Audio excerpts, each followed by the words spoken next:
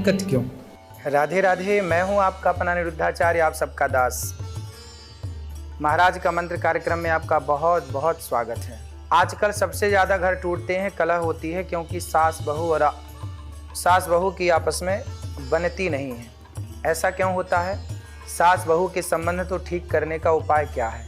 सास बहू के संबंध कैसे ठीक किए जाएं? आज मैं आप लोगों से सास बहू के संबंधों के बारे में, रिश्तों को ठीक करने के बारे में बात करूंगा कि सास बहू के संबंध कैसे ठीक हों, दोनों एक दूसरे के प्रति कैसा व्यवहार करें। आज इस पर चर्चा होगी। साथ में आप लोगों के सवाल का जवाब भी दूंगा। आइए अब कार्यक्रम की शुरुआत करते हैं आज के उपाय से। क्योंकि साल खत्म हो रहा है, नया साल आने वाला है, तो मैं आपको नए साल की खुशियां दिलाने वाला उपाय भी बताऊंगा। नए साल में ऐसा क्या उपाय करें कि सारे कष्ट दूर हो जाएं और जीवन सुखमय बीते।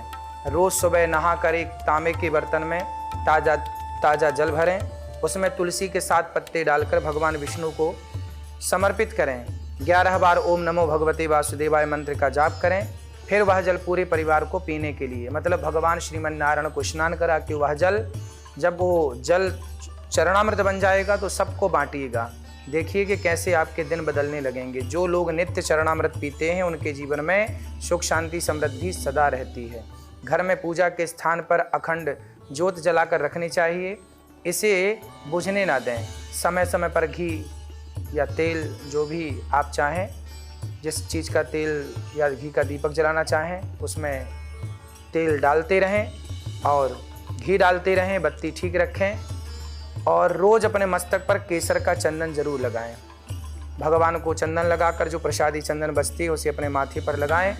नया साल आपके लिए कितना शुभ साबित होगा, आप ये काम करेंगे तो निश्चित सब कुछ अच्छा होगा। हफ्ते में कोई एक दिन कोई भी चुन लीजिए और उसे सुबह उठकर नहा कर हल्दी कुमकुम मिलाकर कलश जैसे आकारों की रंगोली घर के मेन गेट पर बनाएं। रंगोली की पूजा करें, इससे बुरी शक्तियाँ आपके घर में घुस नहीं पाती। आज भी भारत के कुछ हिस्सों में आज भी ये परंपरा है कि वह नित्य अपने घर के द्वार पर रंगोली बनाती हैं, अर्थात चौक पूरती हैं। घर में गलत शक्तियाँ, नेगेटिविटी प्रवेश ना करे, इसके लिए 2 प्रकार की शक्तियाँ होती हैं। तो आपके घर में पॉजिटिविटी तो प्रवेश करे पर नेगेटिविटी न प्रवेश करे। शक्ति घर में एंट्री ही नहीं करेगी, बुरी शक्ति, तो आने वाले आपके जो दिन हैं वो बढ़िया होंगे और जीवन सौभाग्यशाली बनेगा। 31 दिसंबर को शाम के समय चींटियों को आटा डालें। अगले दिन यानी 1 जनवरी को सुबह जल्दी उठकर स्नान करने के बाद मन में कोई भी इच्छा भगवान से कहें कि जो आपकी इच्छा है, कोई बड़ी कामना है, कोई बड़ा टारगेट पूरा करना है, तो सबसे पहले अपनी कामना भगवान को कहनी चाहिए।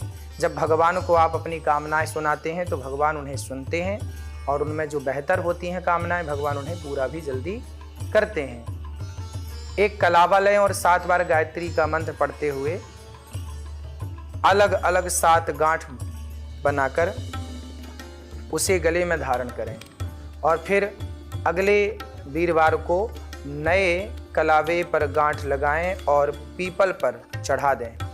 आपको कोई भी साल भर में यदि कोई कष्ट आए, कोई कष्ट आपको घेरता है, कोई परेशानी आती है, तो आप बीच बीच में यह उपाय करते रहें। इससे ना सिर्फ धन की कमी दूर होगी बल्कि सुख शांति और समृद्धि भी बनी रहेगी। घर की किसी भी दिशा में फिटकरी का कुछ टुकड़ा सभी कमरे में और काम करने वाली जगह पर रखने से कई तरह के दोष मिट जाते हैं। अपने आप सारे दोष समाप्त हो जाते हैं। आपका अगला साल बहुत सुकून से बीतेगा, सुखमय बीतेगा, आनंद से बीतेगा।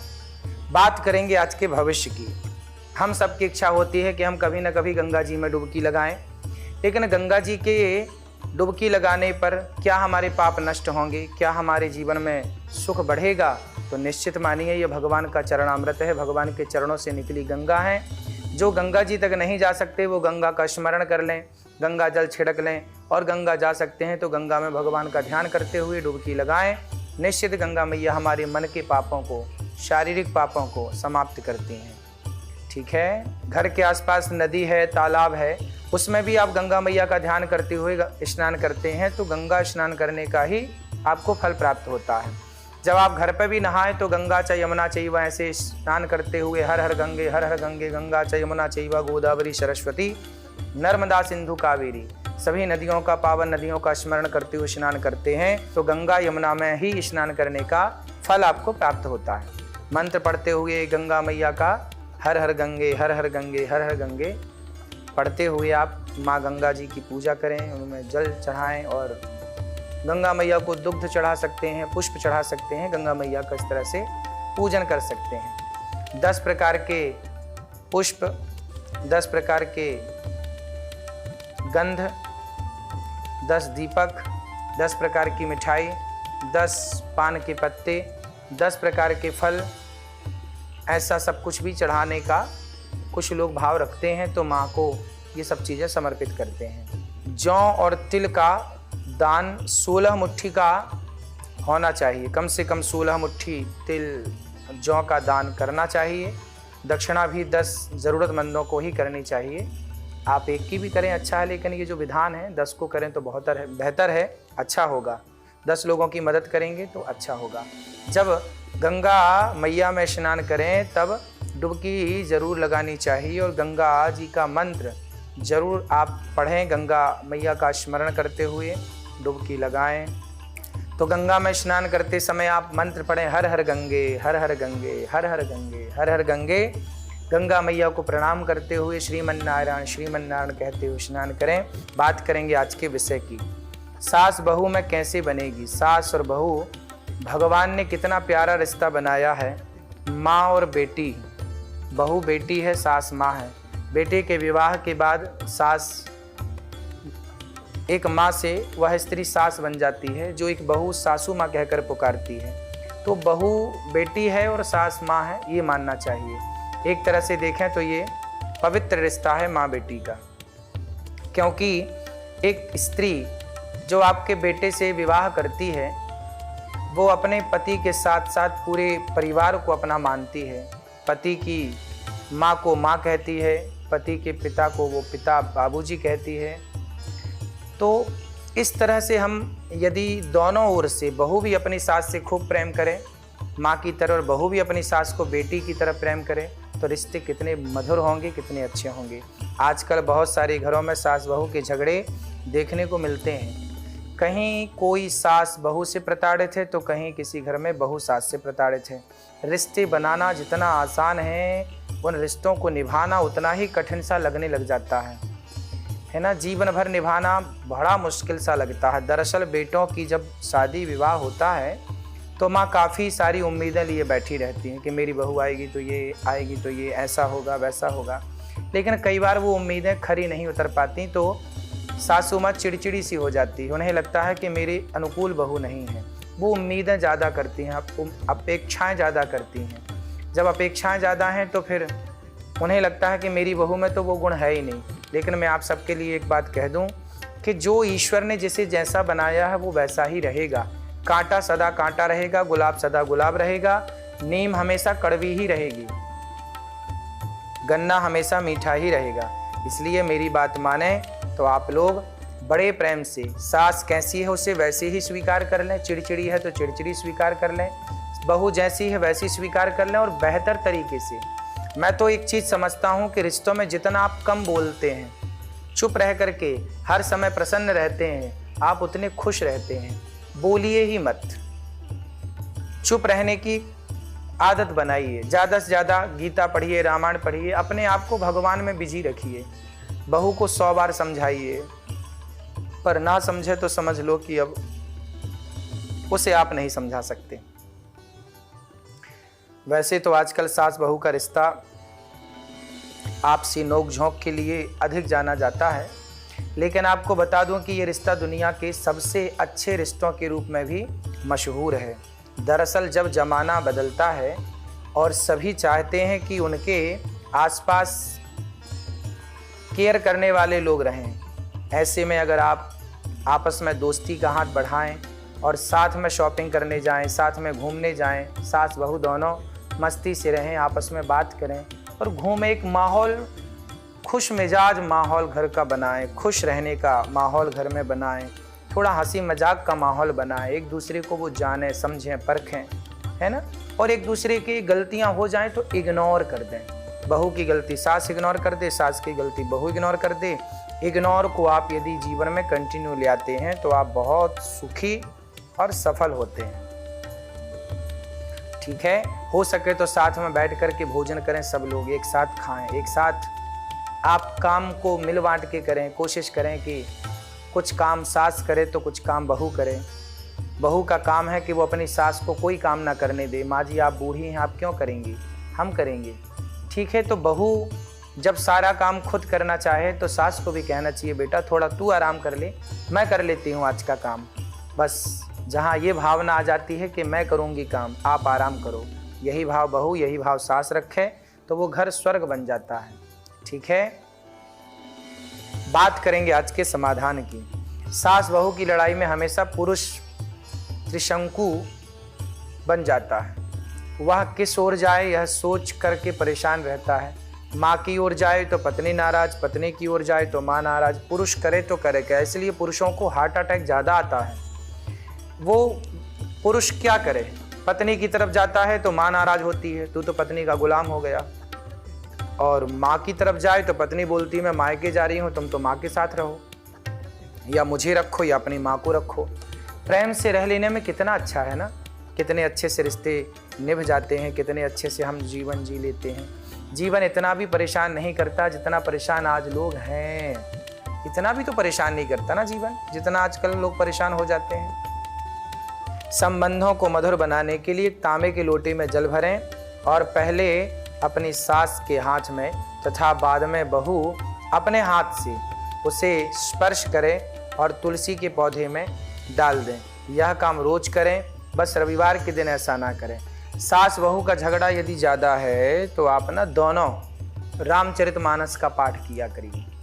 और रामचरितमानस का पाठ यदि आप करेंगे तो रामचरितमानस की एक चौपाई है, जब ते राम ब्याह घर आए नित नव मंगल मोद बधाए। इस चौपाई का पाठ करने से आपके रिश्ते मधुर होते हैं और सास बहू दोनों मिलकर के रामचरितमानस पढ़िए। यदि आप सुंदरकांड का पाठ करते हैं तो आपके रिश्ते बहुत सुंदर होंगे। सास भी सुंदरकांड का पाठ करे, बहू भी। यदि आप सुंदरकांड का पाठ करते हैं तो आपके रिश्ते निश्चित अच्छे होंगे और बहुत अच्छे से आपका जीवन व्यतीत होगा। भोजन करते समय सास को पहले बहू भोजन कराए तो कभी बहू को सास कहे कि बेटा तुम भोजन कर लो, आज हम तुम्हें परोसती हैं। कभी सास बहू की पसंद का भोजन बनाए तो कभी बहू सास की पसंद का बनाए। सास बहू दोनों शुक्ल पक्ष के प्रथम बृहस्पतिवार के दिन से माथे पर हल्दी या केसर की बिंदी लगाना शुरू करें। ऐसा करने से संबंधों में सुधार होगा और घर में शांति का माहौल बना रहेगा। संबंधों को मधुर बनाने के लिए दोनों लोग एक साथ में हंसती मुस्कुराती तस्वीर को फ्रेम करके लगाएं और घर के नैऋत्य कोण अथवा पश्चिम दिशा में लगा दें। ऐसा करने से दोनों के बीच में कभी भी मतभेद नहीं होगा और आपस में प्रेम बना रहेगा। बहू माँ दुर्गा या माँ गौरी को सुनहरे लाल रंग की साड़ी अर्पित करें। उसके बाद उस साड़ी को अपनी सास को भेंट करें। यही काम सास भी करें। ऐसा करने से सास बहू के बीच तनाव में कमी होगी।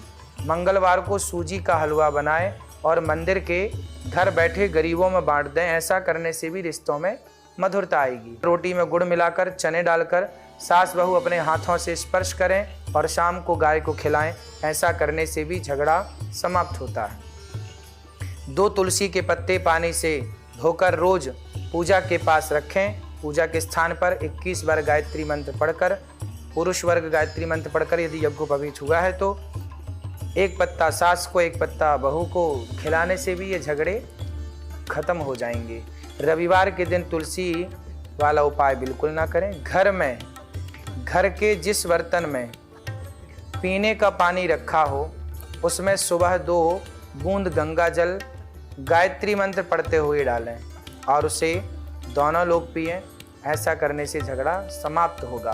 बात करेंगे आज के वार्तालाप की। बिहार से प्रवीण कुमार जी का सवाल है, गुरुजी बिजनेस के चक्कर में मेरे ऊपर बहुत ज़्यादा कर्ज हो गया है। करीब 40 लाख रुपए का कर्ज हो गया है, मैं उसे चुका नहीं पा रहा हूँ, क्या करूँ, कोई उपाय बताएं।